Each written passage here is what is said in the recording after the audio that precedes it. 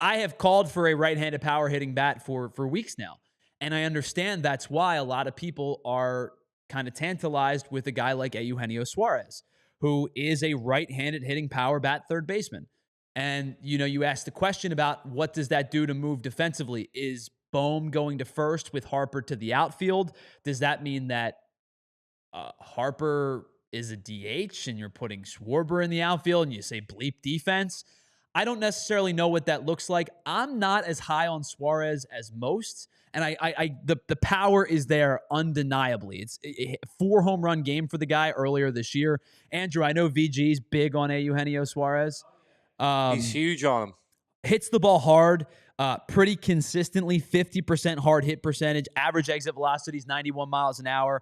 The power is undeniable. His next home run, Andrew, will be his 30th home run of the season. That's wild. He would immediately become the Phillies' second most power threat bat behind Kyle Schwarber. And now you have Schwarber from the left side and Suarez from the right side.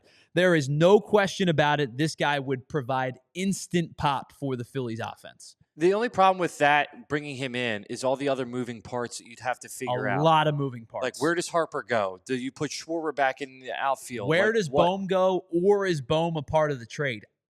There's a lot of moving parts for a guy who's a rental. Yeah. Because this is the final year of Eugenio Suarez's deal, I believe. I believe you're correct. I'll go double check, but I do believe he's a free agent at the end of the offseason. So you're right. It's a lot of moving parts. The power is unquestionably there. Let me go double check, because I know he signed the deal like 3 teams ago or something along those lines. So this is the final year of his deal. He signed a 7-year deal with the Reds in 2018, has been with the Reds, the Mariners, and the Diamondbacks since then. There was a club option that the D-backs picked up this year for $15 million. He is an unrestricted free agent at 34 years old next year.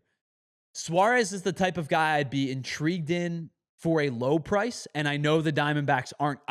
I would give a low ball offer, and I know the Diamondbacks aren't going to accept a low ball offer. Well, they're going to want pitching, so we're going to have to give away a lot of our pitching prospects in order for that to happen. The reason I'm hesitant with Suarez, understanding that the power is undeniable. He's not a good defensive third baseman. Not to say that matters. It does, but Bohm is pretty much a league average third baseman. Maybe he's a little bit better. His defense has actually been pretty good this year for the most part. He's about a league average defensive third baseman, maybe a shade above. Suarez is significantly worse than league average. But really the thing that really gets me, this guy strikes out a lot. He's hitting 249 this year, which is actually up, I believe, from a couple of months ago. In April, he hit 187.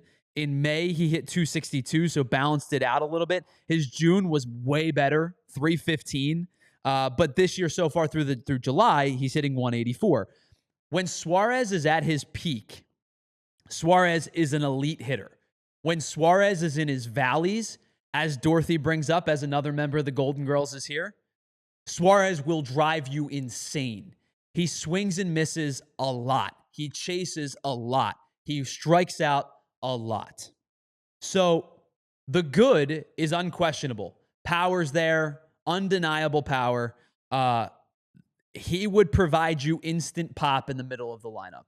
You would feel comfortable having Eugenio Suarez hit 4th and your top 4 being, or your middle 2 through 4 being Schwarber, Harper, and Suarez in some order. The power would be undeniable.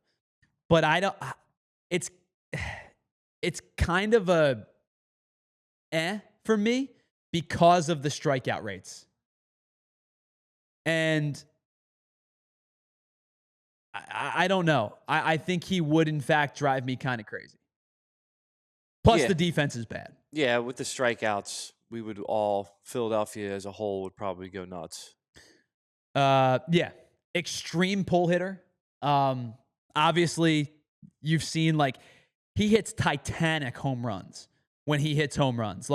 When the ball leaves his bat, it explodes off of his bat. And the funny thing is, For being right-handed, he actually this year has reverse splits. He's hitting 268 against righties and 182 against lefties. He has 21 of his 29 home runs against right-handed pitching. 60 of his 75 home runs have come against right-handed pitching. That's very weird, but we've seen Schwarber be the type of guy whose reverse splits have been in the same direction. He's been better against lefties. Now, if I had to guess, Schwarber's not hitting 182 against righties, but it would be kind of strange to have two power bats in your lineup and they hit better against the same side than they do against the opposite side. So that was not the segment I had planned, but the Suarez conversation is an interesting one because over the last 3 years, Eugenio Suarez has hit, or 2.5 years, I should say, he has hit, let me try to do quick math here really quickly, 81 home runs. Nobody on the Phillies except for Kyle Schwarber has had that many home runs over the last 2.5 seasons. I guess, I don't know, I'm thinking of this off the top of my head. My guess would be Harper would be second. Would be my guess, just off the top of my head. But I can tell you with almost utmost certainty, nobody's hit 81 with the exception of Schwarber in the last 2 seasons. The peaks and valleys of Suarez deter me a little bit. For a fan base that has B and C'd about a team that swings and misses a lot, a team that chases a lot, a team with bad plate discipline at times, I'm not sure adding Suarez to the mix is the guy you want. If you can get him for cheap, it's not going to happen.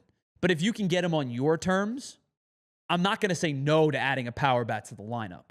But I think knowing what I'm assuming what Arizona is going to want in exchange, I think the assets could be better used elsewhere.